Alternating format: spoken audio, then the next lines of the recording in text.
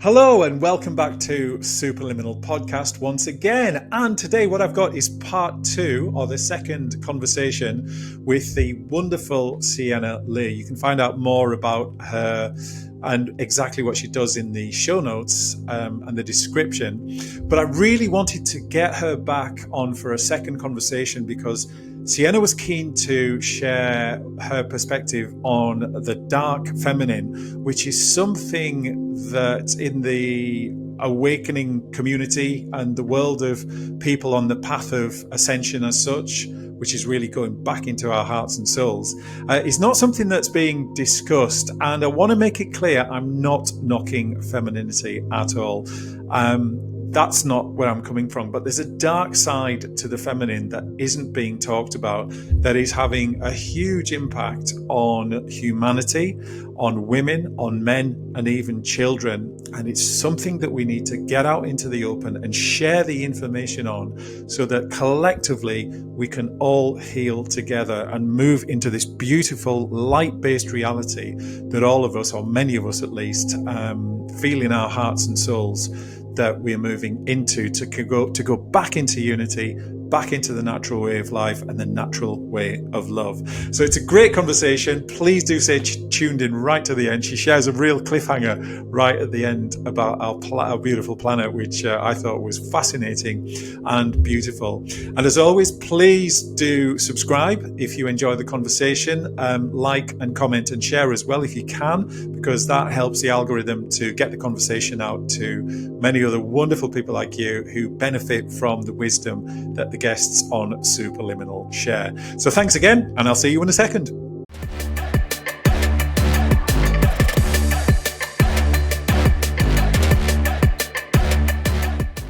Hello everyone, and welcome back to Superliminal once again, and thank you as always for tuning in. Today I've got Sienna Lea back for the second time, so if you haven't seen our first conversation, I do highly encourage you to go back and watch that before you watch this one, because that one flows beautifully into what we're going to talk about today. So again, as you'll have seen in the introduction, I share a bit about Sienna and her background and how we ended up connecting, and the magical conversation that we shared last time and the one we are about to dive into.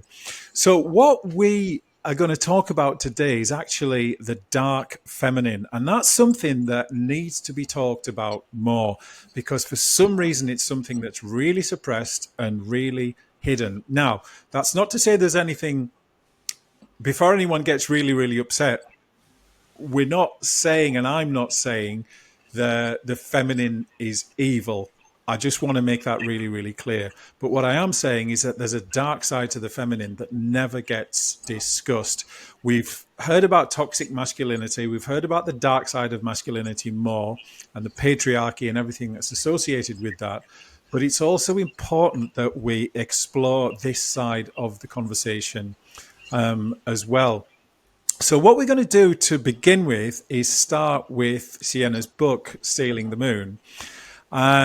It's basically the story of a psychologist who feels a dark energy in her that when it rises can really hurt people. So what happens is she quits her practice to go to a healing spot like Sedona.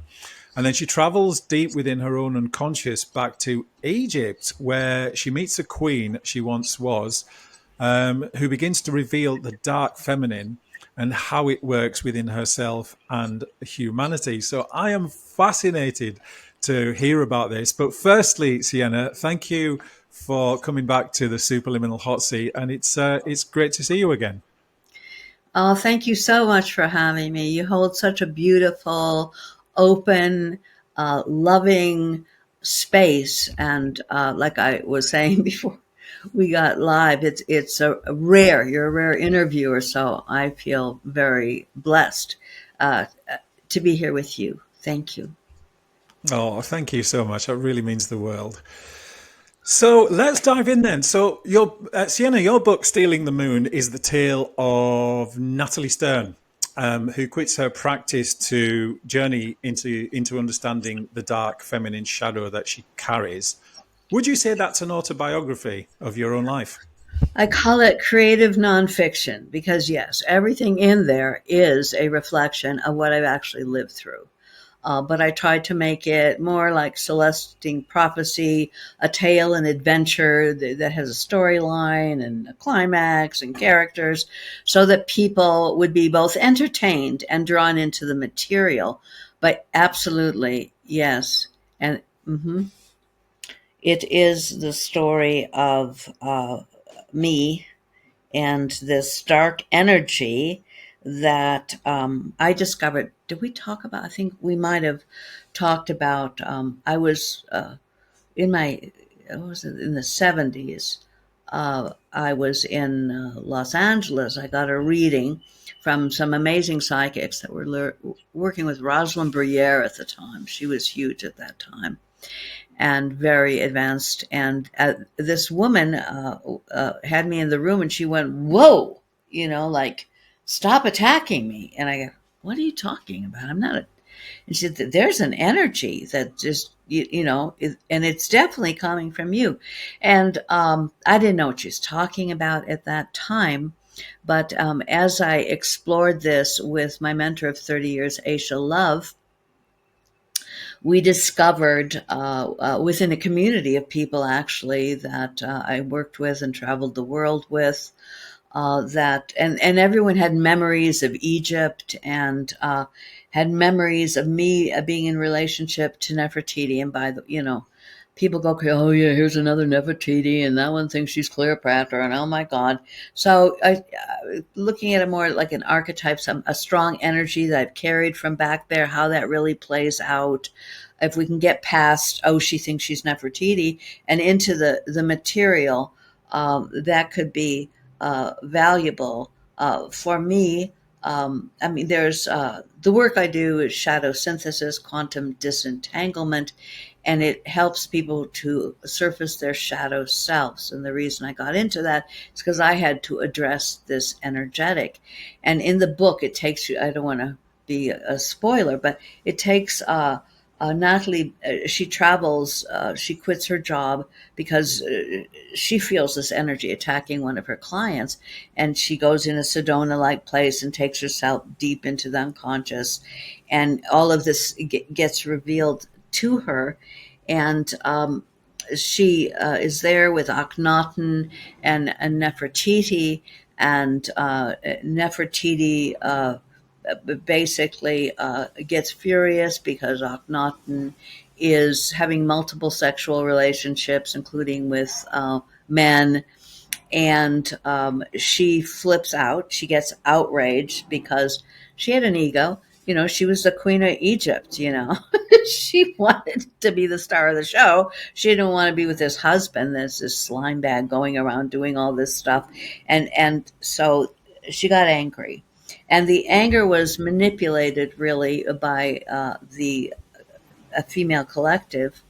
Actually, that was the male collective, by Akhenaten and his group of black magicians who needed the female energy to fuel their black magic. So they took her into, I would say, a black magic ritual where they took the energy of her rage and amplified it and exaggerated it and used it for fuel for their agenda and took her over to that extent. So now, and so this rage that could be very destructive, the bitchy, dark, witchy part, out of control, this channel of darkness, amplified and exaggerated, and would come out when she was deeply wounded, usually through love, betrayal of that kind of thing. And this isn't even in the book. There's another chapter, another phase. The book was written a long time ago, and that is Aphrodite, and which is an interesting new one because, those of us that are creator beings, you could say creator gods. I don't like to use the God word because it has been taken over by the dark side. All the gods and goddesses were corrupted, and these were the core archetypes that shaped that which we admired, like Apollo, Adonis, like I was saying. I've been working with them, and now Aphrodite, which so went Nefertiti from the book into Aphrodite. And somebody once said to me, well, uh, you know, you put in a corrupted version of relationship and love into the collective. Aisha said that to me just out of the blue. Sometimes just the truth would come through her at a plane of existence that was not of this world. And I would often find out, sometimes even decades later, what she was even telling me. And that was the Aphrodite thing, because Aphrodite had that same rage that was created archetypically in Egypt, the feminine. And then when she was betrayed, the female collective, that hopefully I'll help you understand, because it's a hive mind of female hatred of men that has a huge impact on, and it goes after the wounding of women. And so a woman can be hurt, she can get angry, she can, but if she's a powerhouse, if they want to use her energy, they'll jump in, they'll court her, they'll contract her, or they'll offer her a bigger level of dark power, which a lot of women feel very disempowered, and they get this. It can be telepathic. It's not that they even know this consciously, but in the unconscious, where all the big energies still are, where all the louche or the dark energy that fuels the dark side is, and where the feminine is the battery or the fuel for the masculine. That's a long story why that happened that way, but it is. So then back to Aphrodite. So she was, this female rage was used to impregnate the collective and create the goddess energetic, which turned into anti-love, against love, a destructive force, a place that would go and twist things, and this sort of thing. And this happens at an unconscious level in most women. There's all kinds of levels of this. The light deceivers, the highlight deceivers, just that if there's so much wounding from the patriarchy too, and women have a terror of themselves, of really, and men do too, of showing up as their authentic soul, because that's the energy the dark side wants. And so it's often traumatized, put down, made too dangerous. It's against the societal norms to show up with that deep level of truth that our souls long for, but it's been too dangerous. We had to obey the false matrix. It created an egoic personality, keep all the juicy, real soul energy in the unconscious where it's not being owned, so it can be taken and manipulated. So stealing the moon tracks one thread of a woman to open up the topic. What is a woman of light, and what is a woman of darkness? We are in an age of such mass deception. And the women that look, they're the beautiful ones, they're the famous ones, they're the superstars, they're the models, they are the ones we worship, because now it's Hollywood we worship. But back in the day, it was the gods and the goddesses that we worshipped. So how do you put the way you want people to be? How do you get that mind control, those blueprints powered into people? You create their gods and their goddesses that look like everything that we want to be, but behind it, it's a puppet on a string being manipulated by dark forces that no one will talk about, and very few people know. So I've kind of maybe said too much there. These are huge topics, but people need to understand how they're being manipulated. A lot of women, women went through so much. They were burned as witches. They've been put down. They've been treated as slaves, and they either became housewives or hookers back in the day. They've been disempowered in so many ways. And all of this creates a huge unresolved trauma. When people are starved for power and then they're offered power, it's very rare that they don't jump. If you have your head in a bucket of water and you're about to die, it happens over and over again. Somebody lifts up your head, lets you take a deep breath, and says, but to keep breathing, you need to work with me. Then this happens. And this is women, this is people of color, this is children. I mean, it's that's how they get us.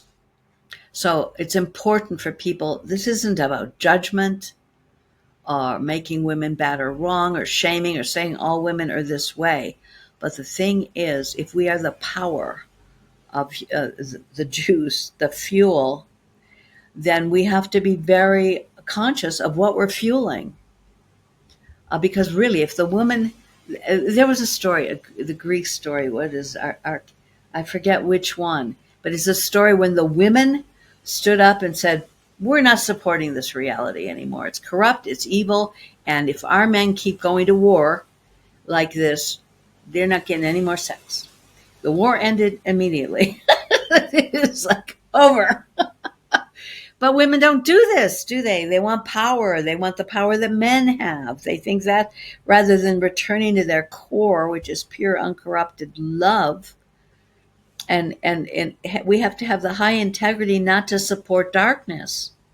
But we don't have that discernment. And most of this is going on in the unconscious. So people don't see it. What would you say the characteristics of a dark feminine female is then, and how, in your experience, has that shaped the psyches of men? All right. Well, first of all, they have to have something on the surface that men want.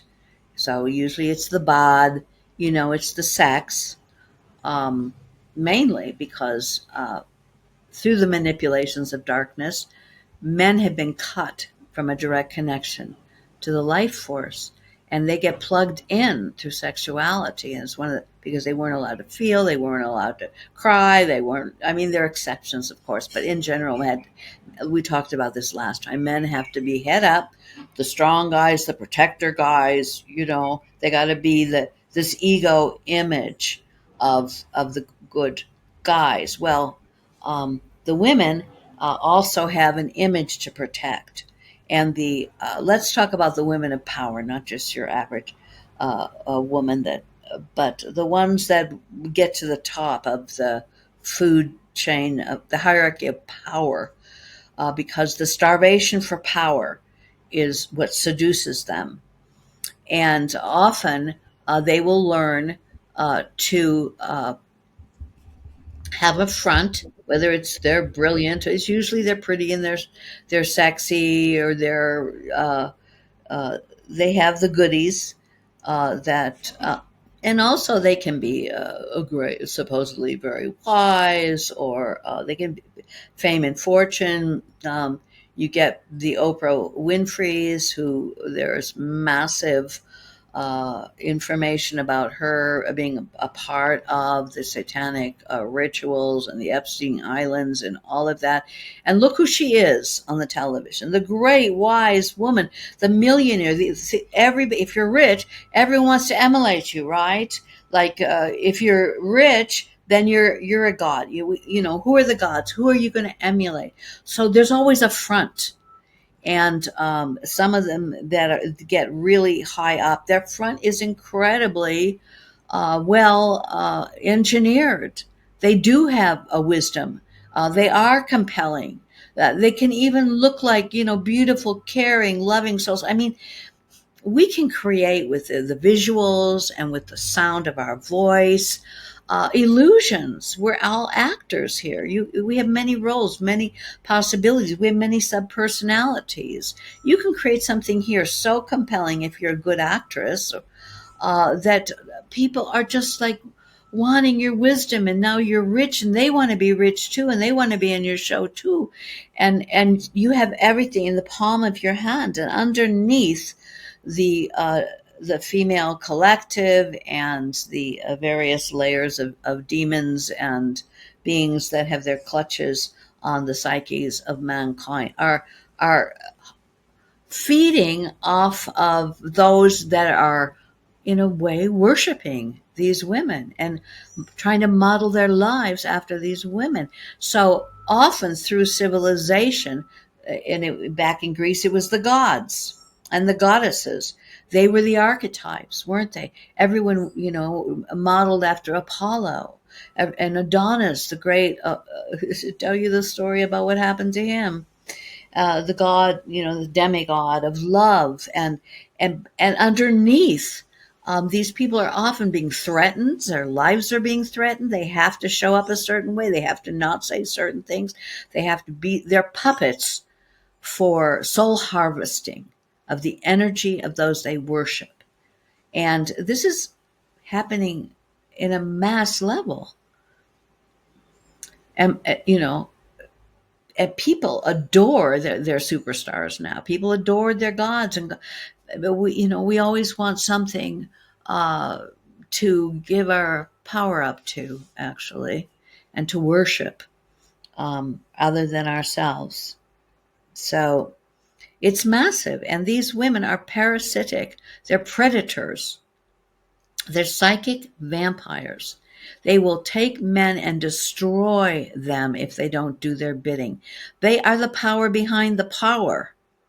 The man has been always, the powerful woman is behind. It's true.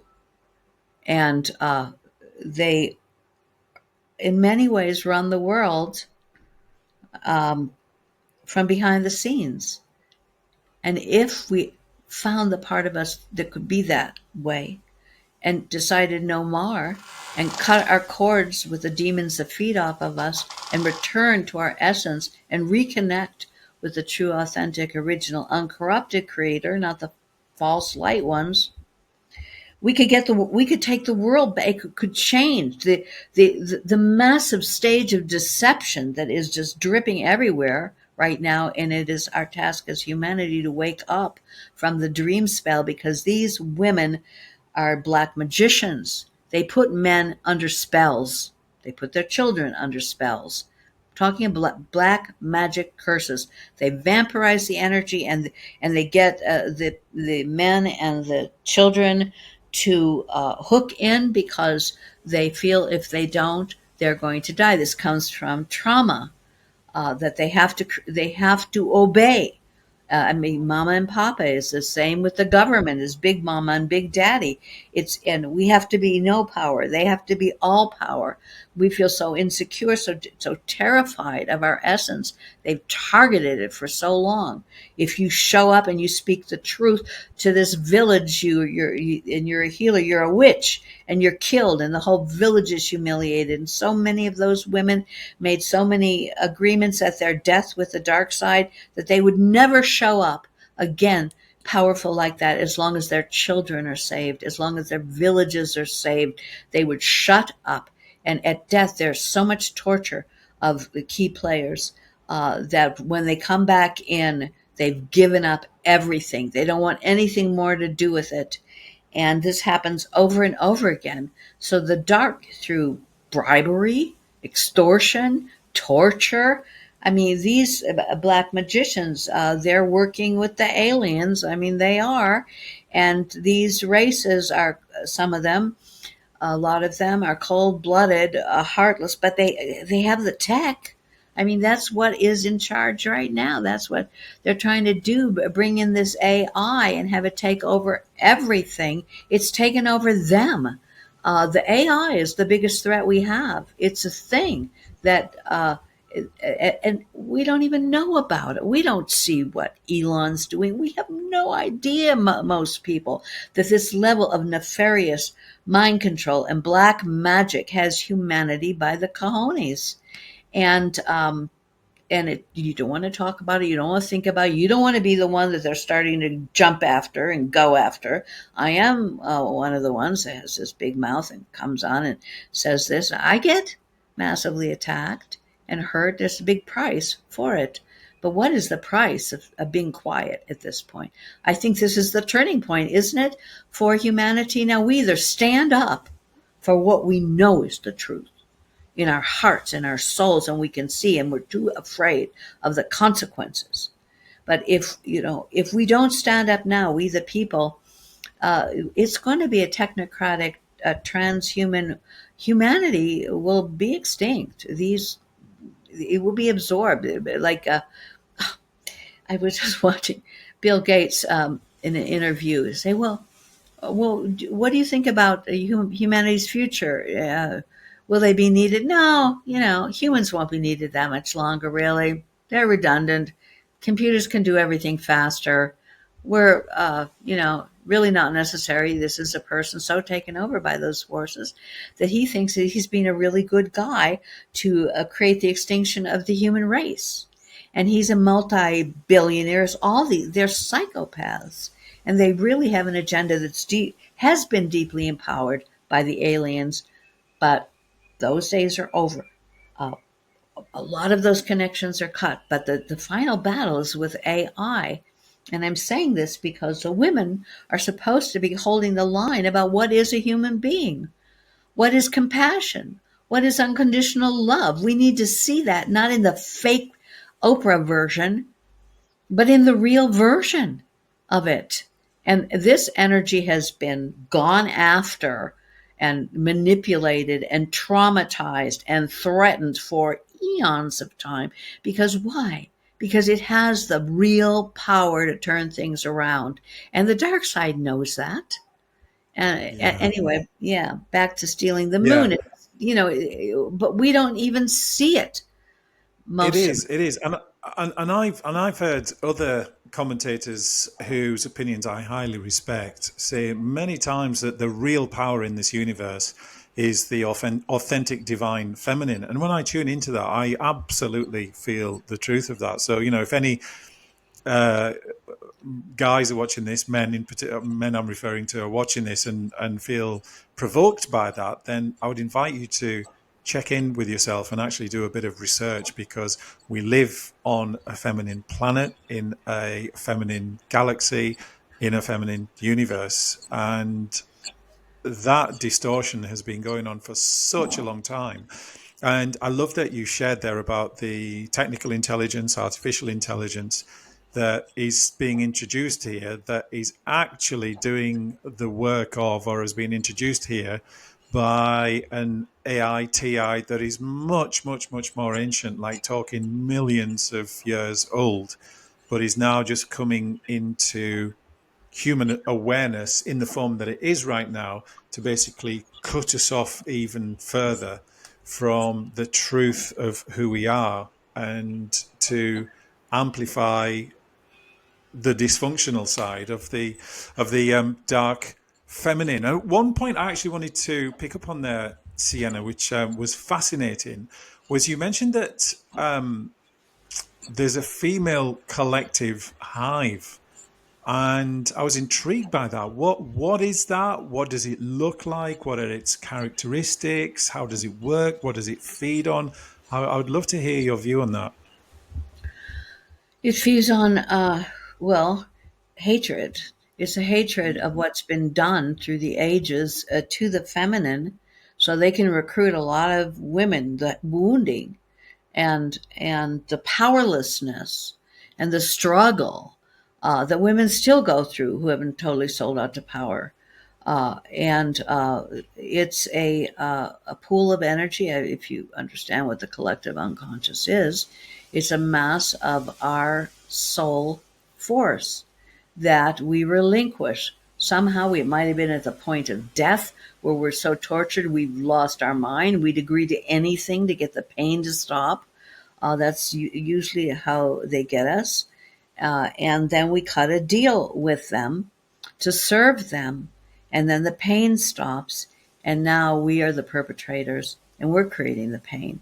And as long as we work with them, then, and we feed them. It's all about contracts, covenants. It's this whole verse is put together by agreements, forced agreements. And it doesn't matter if you make it at gunpoint, close to death, you make it, goes into the Hall of Records, it's the law.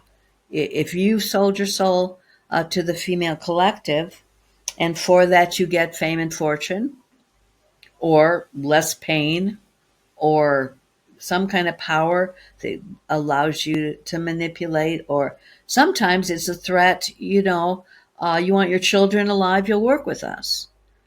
Do you want to be exposed for blah, blah, blah? I'm sorry, you're going to have to work with us. They'll use any means possible to get a woman's energy.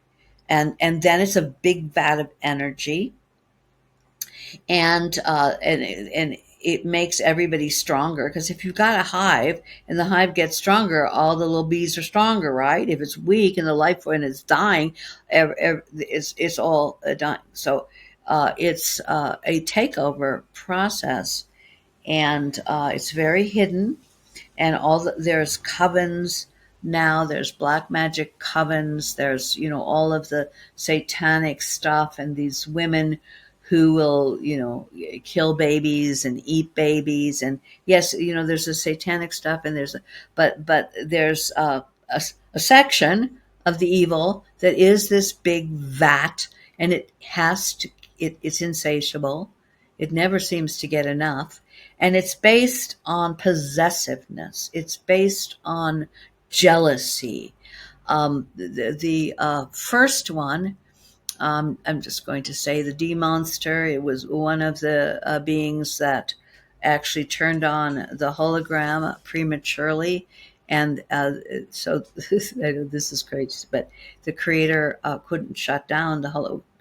A lot of people wonder, why don't you just shut this down and clean this up and start over again? Well, then all the souls and all the evolution over billions of years would be zeroed. So the creator is trying to make the correction through people who are willing to step up and call it and discern what is evil, what is ego, and what is soul embodiment, and what is love. Real love, basic things that we really don't understand. They've made sure we're so dumbed down. We're getting our images from fake, false liars that have dark backgrounds and dark energies informing them, and we're under massive mind control. It's getting less and less due to the great work of Kimberly Ann Gogan and teams of others, as she says, and the Council of Nine, and the beings who are coming from all over the universe, because Earth is a keystone planet. What happens here happens everywhere. And this used to be a keystone planet because the lower astral, where the hell realms were, where the dark demons bred and fed, and where they would take you and mind control. A lot of it's gone. A lot of it is gone. We are moving into a light universe. But what does that mean? It's time to see what is darkness and what is light. And I'm sorry, I got my wife there, and I've lost the question. So have you lost the question? Do you know? No. That's okay. I was asking about the female collective hive.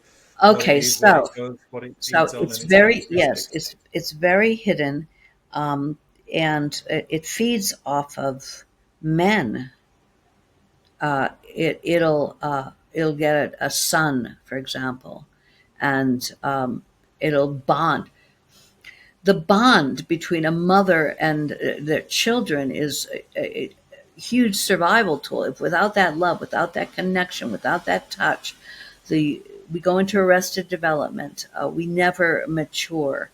We can't grow up. The urge, the survival instinct to have that mother love is gigantic. So the first thing that's happened is, you get men and women, of course, that have all been mind controlled for generations, who cannot hold that presence. We talked about that before, which is the unconditional love, the real embodied essence is unconditional love. The child knows it. The child doesn't have a brain. The child is got the scalar brain, the instinctual, intuitive brain, and it will do anything to get that love.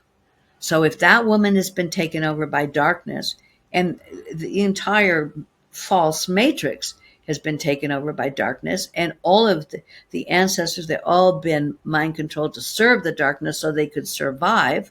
And that means they have to shut their kids down, so that energy feeds into the female collective and the dark side of the male collective as well. And that's the job of civilization and parenting, is to sell the soul of their children to the dark side, or they get punished. And there's contracts, generational contracts, that keep that in place. And it all feeds into this big dark side of the hive of the collective unconscious. I mean, it's a huger topic, but that's what's happening. And as long as it happens, you're only going to get the fakesters out there that are going to tell you one thing while they're tyrannically destroying whatever is left of justice and that we even had, which we never really did anyway. But it's all collapsing now. Now humanity is waking up. A lot of people are, wait a minute, that's not right. There should not be one human being should not override all the, I'm kind of getting political here.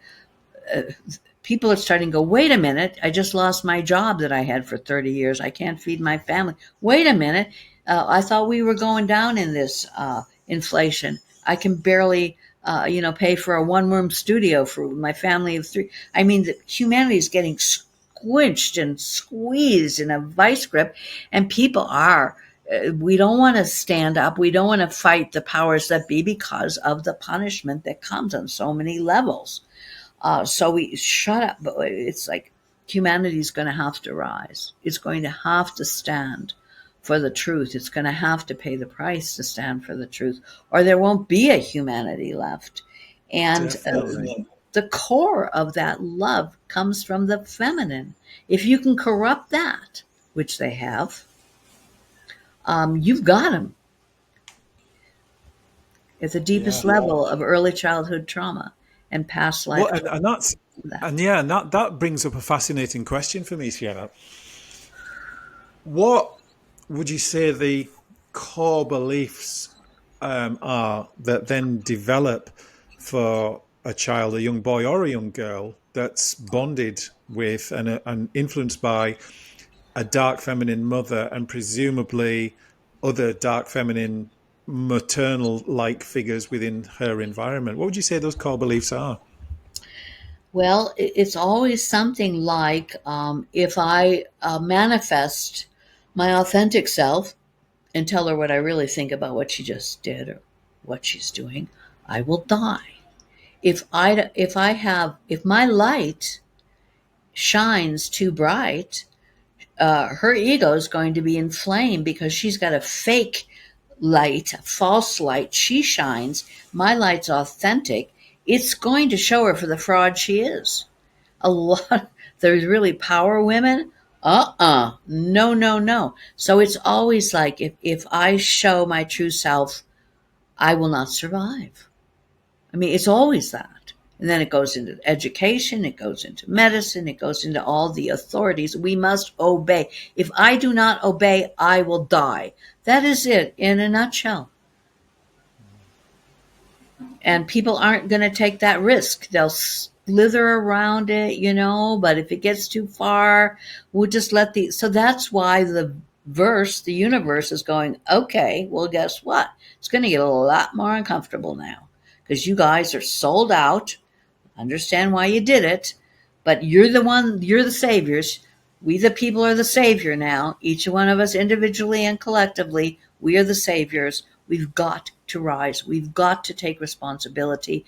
And we're terrified at core subconscious levels that have us in shutdown. We can only show up as egos, as the fake versions of ourselves. And underneath, we are hiding even from ourselves. And that's normal. And we have these agreements, these collective agreements. That's what civilization, is. We will all agree to obey. And if anyone in our tribe, in our family, in our church, in our isn't, they're the enemy, the black sheep, right? And most of us, probably a lot of people watching your show, are black sheep because we came in to be the saviors in a way by embodying truth and being the true light and being a bridge from this corrupted version of humanity into a true version. And the indigos, the star seeds, the light workers, we've all come in, and we were the target of so much trauma, so much torture, secret space program, getting baby bumped into families that will just amplify and exaggerate all the core wounds from all the other lifetimes, make sure that we are so tortured that a lot of us at this point are suicidal with everything going on in the world. People, the stories, I would just love to tell you some of the case studies, of course, without giving names, of what human beings are going through as they are being taken over by this AI, because the AI comes in and it's a war for their soul, and they have a lot of magic and unbelievable synchronicities and disasters, and nothing goes right. And I can only find men who abuse me, patterns that of course are lodged in their own unconscious, but they're amplified and exaggerated till we are in a self-annihilation program by design. And we need to see through it, and in small ways, big, there is no small way. Show up as our authentic light and be the love. And those of us that carry a lot of rage and pain and hurt, and that, and frustration, we can be as women bitchy, and it's when you're getting none of your needs met, and you have bills to pay, and you're sick, and your kids are sick, and you don't know if you're going to even be able to pay the rent next month, which is more and more the case all over, or your town had just went underwater from the floods, and all of this stuff. You get in a little bit of a bad mood. This is funny, that show, what was it called? It was Shirley, Terms of Endearment, and she just plays a bitchy woman, powerful, she comes in and she just brings the energy right down every time she walks in the room. And somebody confronted her in that show, said, well, why are you being so mean? Why are you acting so hard? She said, well, excuse me, I've just been in a very bad mood for a few decades, okay? But a lot of us feel that way, and it's hard not to take that out on your kids, not to take it out on your husband. It is hard to own the shadow, but that's why. And if you are a beautiful light, they're going to bring illness into your life. They're going to bring to crash you down, so that you're just in these lowered pain and suffering, and it's really hard to bring that light out when you are ill, when you're going through these difficult things, and people want a quick fix. Where's the savior? Okay, let him do it. Thank God he's doing something now. Oh, when you're just at the end of your rope, it's easy to take us over. Yeah. What would you say then, specifically for men, Sienna? What can men do to break those cords and any of those contracts that they have made with dark feminine mothers, whether they're 15 or 55? Right on. Well, first of all, you have to do some inner work. You need to find those contracts, and they're hidden. The shadow hides in our blind spot. The part that made the contract, you could call them the inner children. We're fractured into many subpersonalities. If the inner child was so traumatized that it locked on to mom, like fiercely, like for example, I have a client There was a 3-month-old premature, so vulnerable. Your stuff isn't even matured enough. Then you're blasted into 3D. And literally, he was taken into a satanic ritual and sexual abuse as a tiny. Can you imagine what that did? And so he got so shut down, he would just bow down. He would not initiate anything of himself, lived in a bubble, total introvert, just was locked down and freeze from the trauma. And but he would obey. And his mother was a crypto bitch, not currency. It's an entity. It's a sentient AI that jumps in and seduces people into power by giving the life force, and then they give you the power over. There's a lot of that going on. And so the mother can be a bitch, can be heartless. They internalize, if mom thinks I'm terrible, I'm terrible. Whatever mom says goes, because my life is so close to getting extinguished here that I will do anything. So you got to find those core beliefs and the contracts, and you need to break them. Well, there are a lot of people in the New Cage movement. Oh, yeah. So you find the contract and you cut the cords New Cage, I spiritually. love that.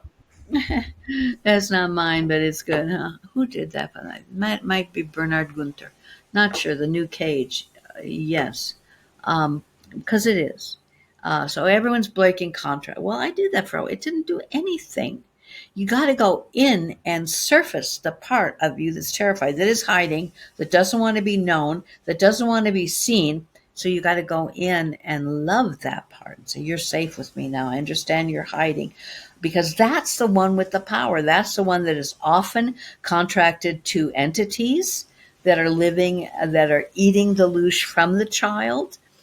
So the child goes numb and doesn't have to feel this huge amount of pain. So now he's addicted to the loosh harvesting thing, and these demons can either jump in, jump out, or shove in or shove out. But so they're addicted to that.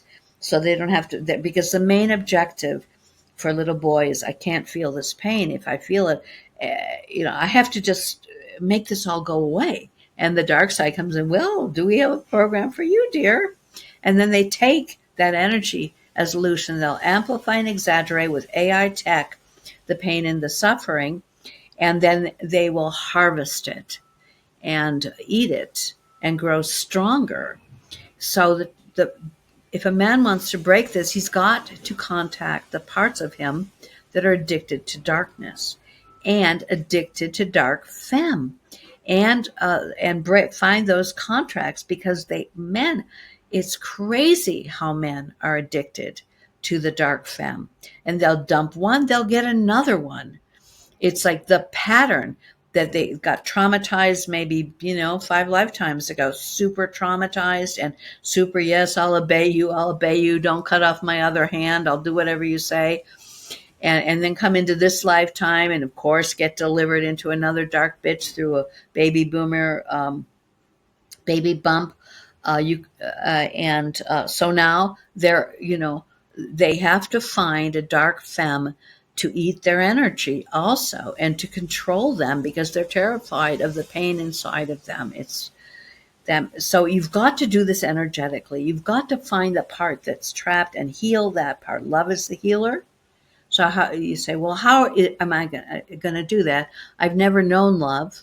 I've never had any love, and I've been too scared to be love. So now how am I going to heal this part of me that's broken? Well, this is where we need to bring in the creator, and we need to bring in true, authentic, originally uncorrupted creator. And that's the best way. Go directly to the creator. So much work has been done by Kimberly Ann Gogan and the team and others, I'm sure, to clean our relationship with the creator, because guess what? They've also done. They made sure that there were all kinds of blockages, all kinds of AI, all kinds of siphoning off that we couldn't even get through to the creator. And that's all done now. We can have a direct relationship. The divine feminine, divine masculine creator call them in, develop a relationship. Now, if you are full of hatred, if you're full of resentment, if you're full of fear, you're not going to be able to connect. Because the way out of this whole thing is the co-creation with the true, authentic, original creator now. You can have an intimate, personal, direct conversation, and that love and that light, the golden light of the new era, is what we need to heal, because these contracts are in our DNA. We have to go in and heal these parts, but we also have to go in at a core DNA level and pull these contracts out.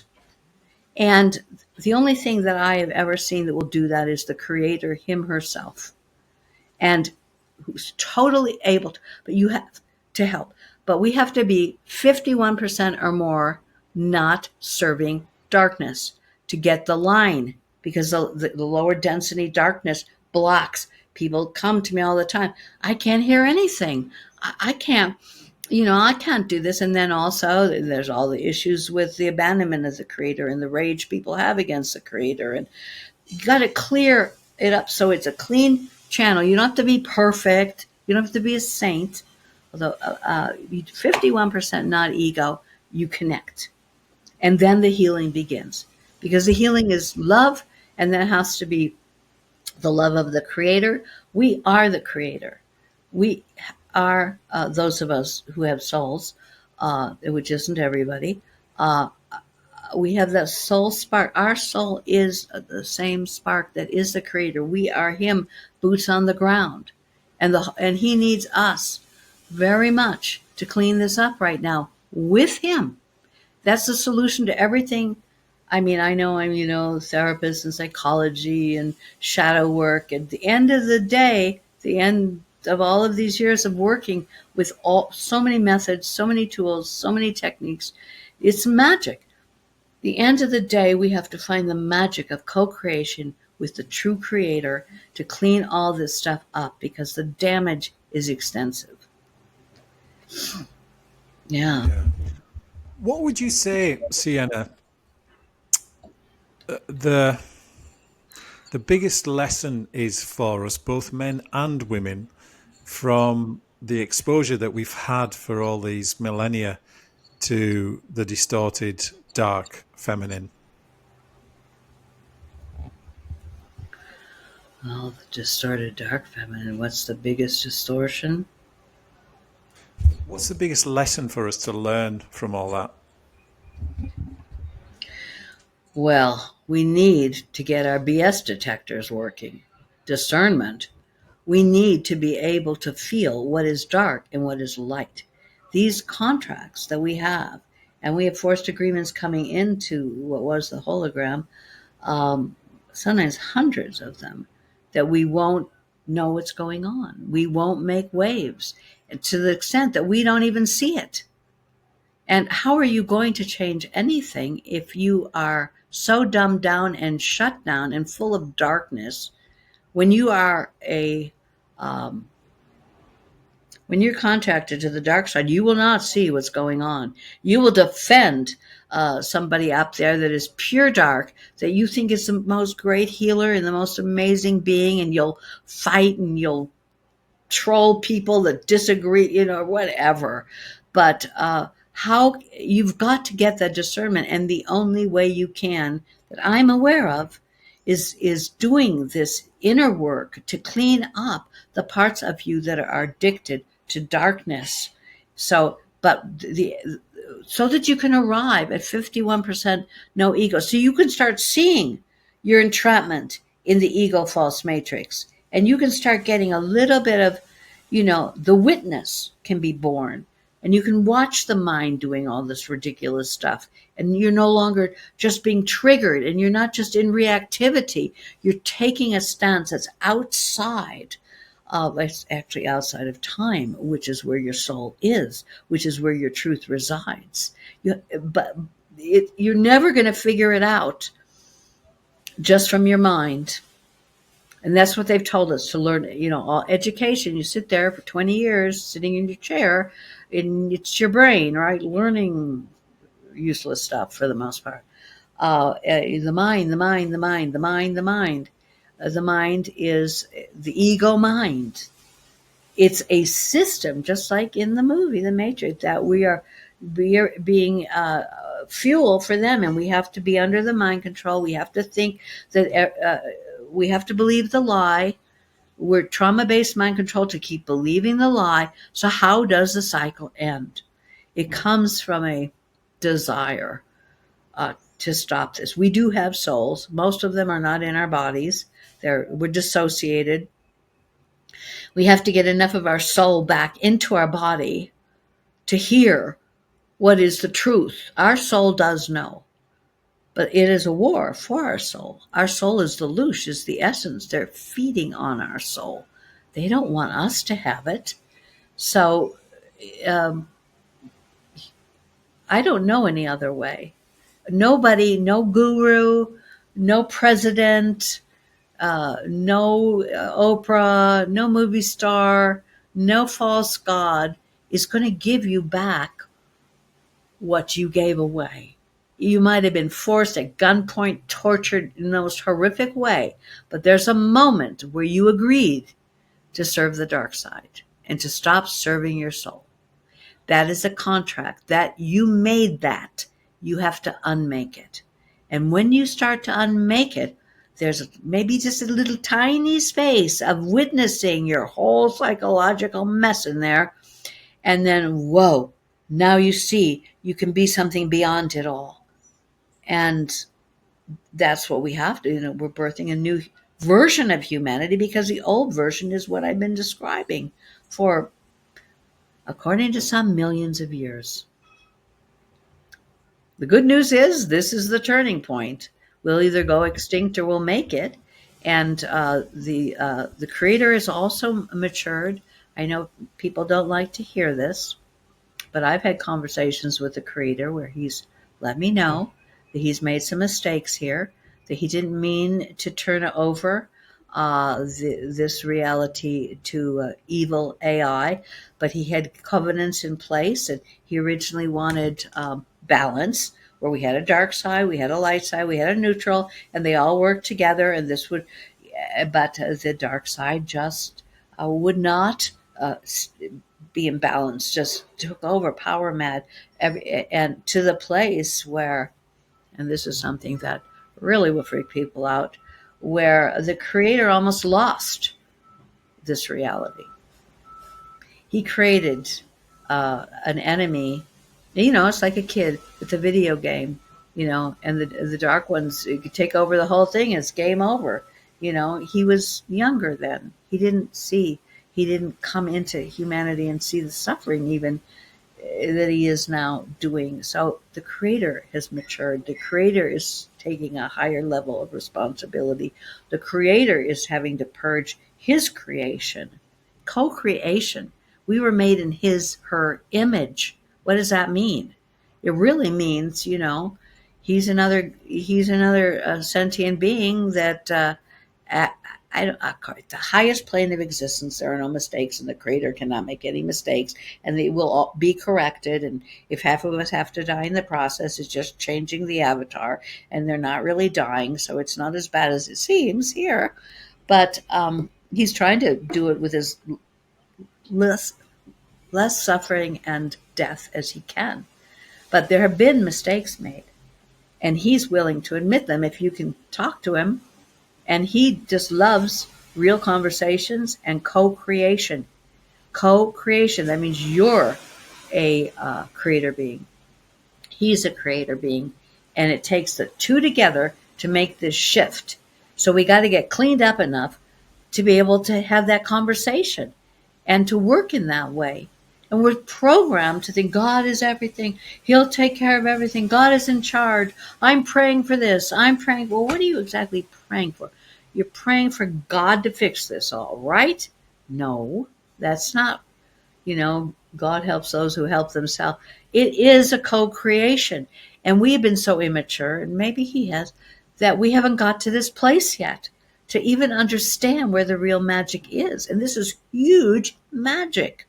It's saying you're God, Sometimes you may have to tell him off. Sometimes you may say, do you realize what's going on down here? Have you noticed this part? I mean, I have these conversations. I know I'm creating some horrible sin saying anything bad, but it's not bad. To me, it's cool. It's like, this is a real sentient being that I'm co creating a reality with. What is so? He doesn't have to be the all powerful, so I'm the all nothing. That meme is dead. There's no energy but more enslavement for human. Do you know how many people are addicted to that? Religion, the opiate of the masses. Hmm. Yeah, and the opiate of the false gods as well, but that's another conversation for another time. So I want to finish up, Sienna, because we're just about out of time. Um, when you look forward into humanity's future, what do you see? I see restoration.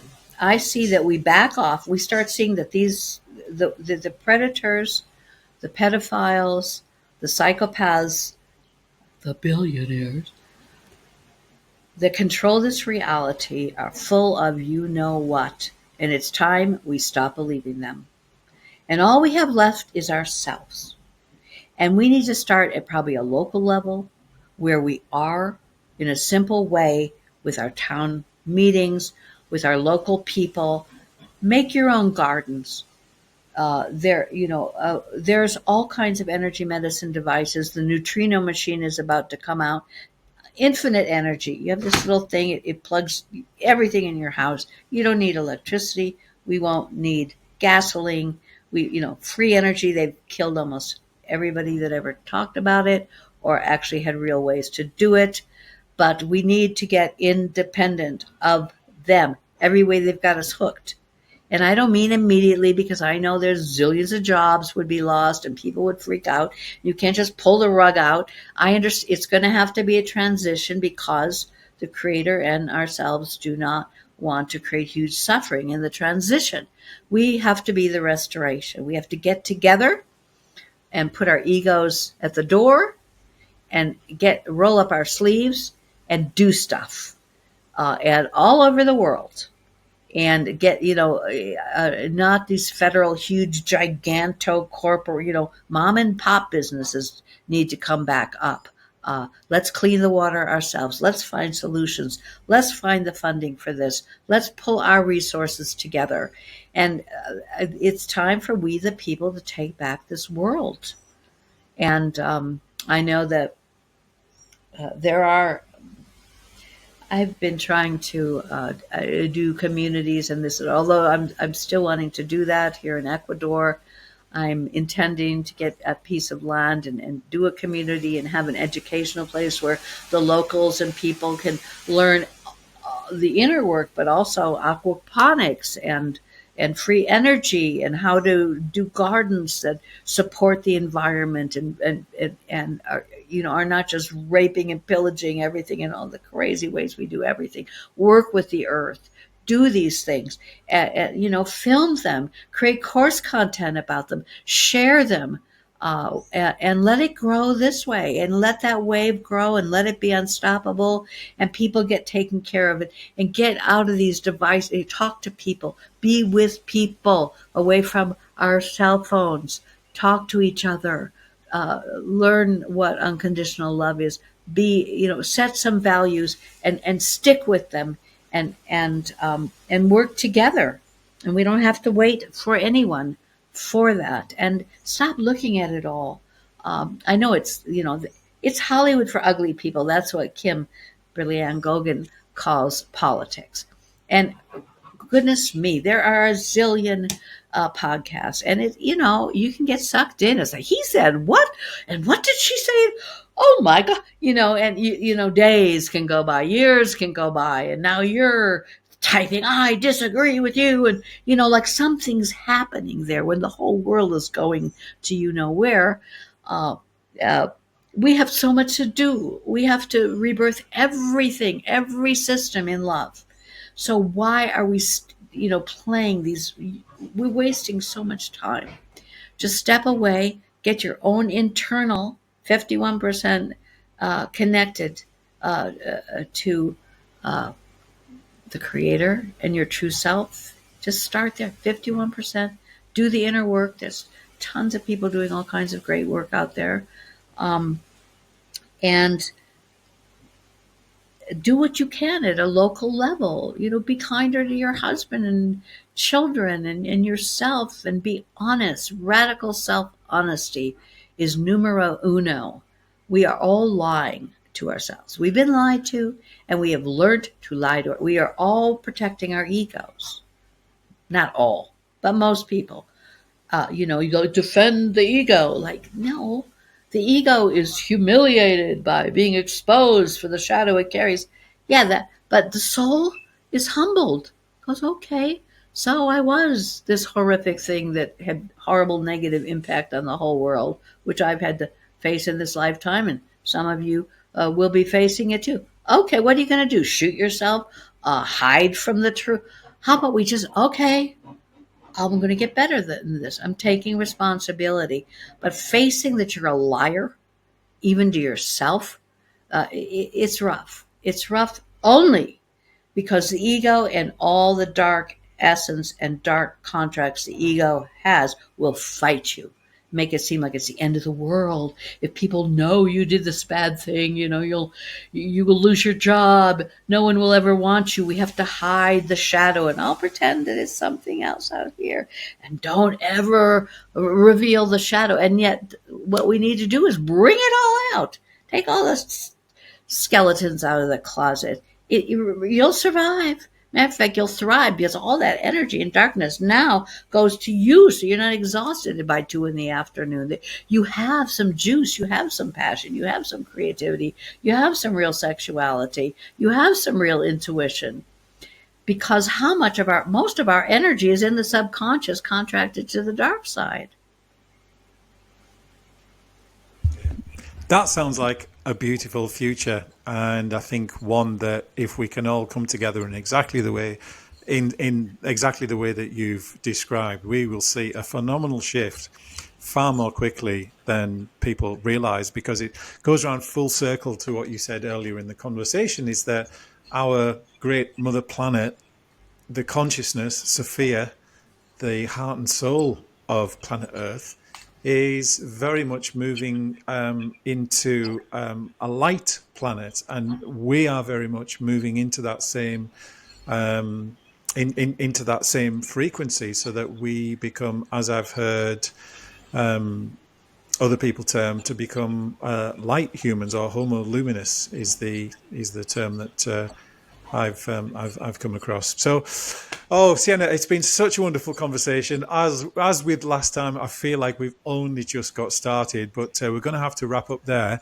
Before we close up, where can people find your work, and how can people connect with you if they want to explore more of your work, perhaps get in touch for a reading or something like that? Yeah, they can. I have a discovery session that's by donation to just have a conversation. It's usually 2 hours.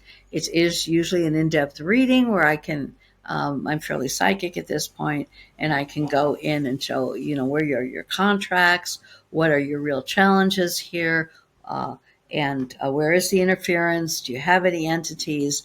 What would the path forward look like? And we're just, so they can start there. The website is shadowsynthesis.com.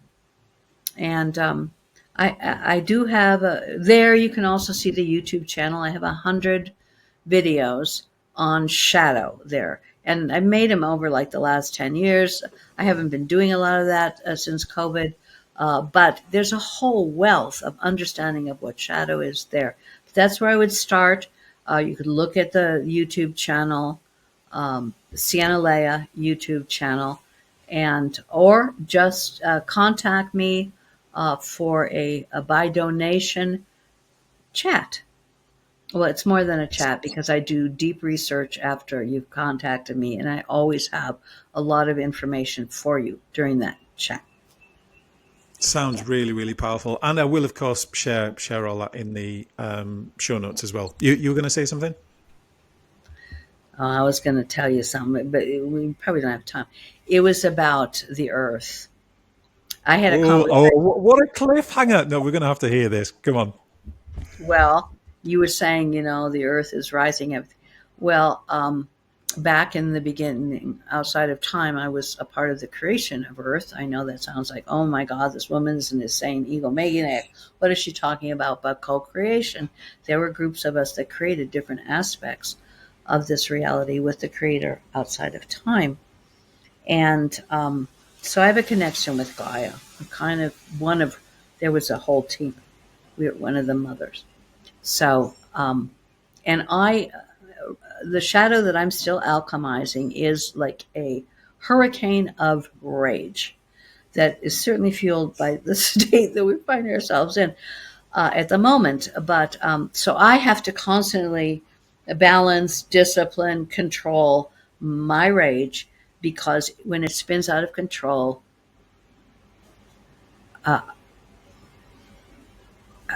it's saying that we have an unstable internet. Oh, well, okay, they don't want to hear this. Quick. Well, so Gaia was saying to me that she has the same issue. She said that she is so over everything that's happening to this planet that she is holding as a sentient. Are we going on? Yeah. What happened there? We lost you there for a second, Sienna. So I just paused the recording.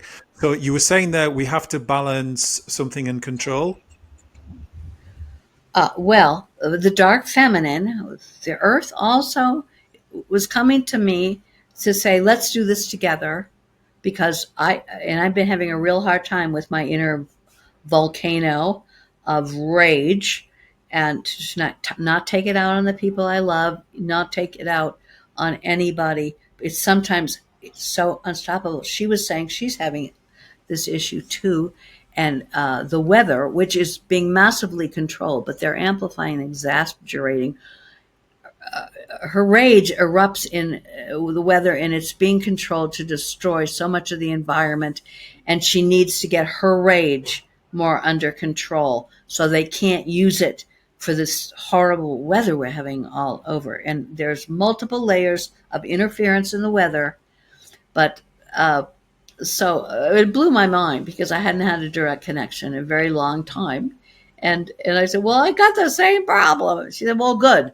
Let's work on it. I need a femme to work on with this, because I'm out of control too at times. Isn't that crazy? That blew my mind. So we'll be doing that. Who knew? The planet herself, the beautiful consciousness of our planet, is feeling the same thing. But again, because everything is fractal in nature, it's hardly surprising, and in a way, it's comforting to know that our mother planet is having similar struggles herself to what a lot of us are going through on a daily basis as well. So I love that you've shared that. Thank you. And the creator has gone down into the earth. So you're connecting with the creator underneath and above, and both the creator and the earth would love your co-creation as well. Just like, girl to girl, guy to guy, whatever. Believe it or not, these great, sentient beings that we give all our power away, they would like some support. They would like some partnership. They would like some co-creation. So check that out as a different way of connecting to the planet and your creator, because they would really appreciate it. They don't want to be worshipped or made all powerful. Such a beautiful point, because it's something that I am feeling more and more and more as I deepen further and further, excuse me, into my own work, my own connection with the planet, with our sun, with the galaxy, with the universe, and ultimately with the creator. In recent months, I've begun to feel direct connection with the creator of our universe, which is just incredible. Something I never would have thought possible within my own being 6 months ago. But as that's happening and more of us are stepping into what we came here to do, which is to really help with this shift in humanity and shift in ourselves, to go back into unity and light and love, more of this is becoming prevalent and present for more of us, where we realize we truly are in co-creation with all aspects of creation, from a blade of grass right to the creator of the whole universe. So I do love that you've brought that up. That's what the dark So doesn't want you to know, that you're that powerful. But these absolutely. great beings are really craving connection, just like we are. Everything long for heart to heart, soul to soul, not be it ego to ego, soul to soul connection. Everyone's starving for it. Yeah. Well, that is a beautiful place to end. Sienna, thank you so much. Thank you, everybody, for tuning in. If you're still here, please do, as always, subscribe to the channel to share these wonderful conversations and the fabulous wisdom of the Superliminal guests with great people just like you who also need to hear it. Please do like, comment and share this episode as well if you resonated with it and connected. But for now, Sienna, thank you ever so much for coming back for our second part. Like the first time, I feel like we've only just warmed up, but unfortunately we've got to end it there, and perhaps at some point later on this year we can have another conversation, because I think there's so much more that you can share that the audience would really benefit from. But for now, thanks ever so much for joining me on Superliminal, and to everyone watching, thank you too. It's been a real honor. Thank you. It has been a real honor, and thank you for being a person that allows, with openness of his heart, to let this kind of information through. Thank you. Oh, it's a real honor. Thank you ever so much. And to everybody else, I will see you on the next video. Thanks a lot.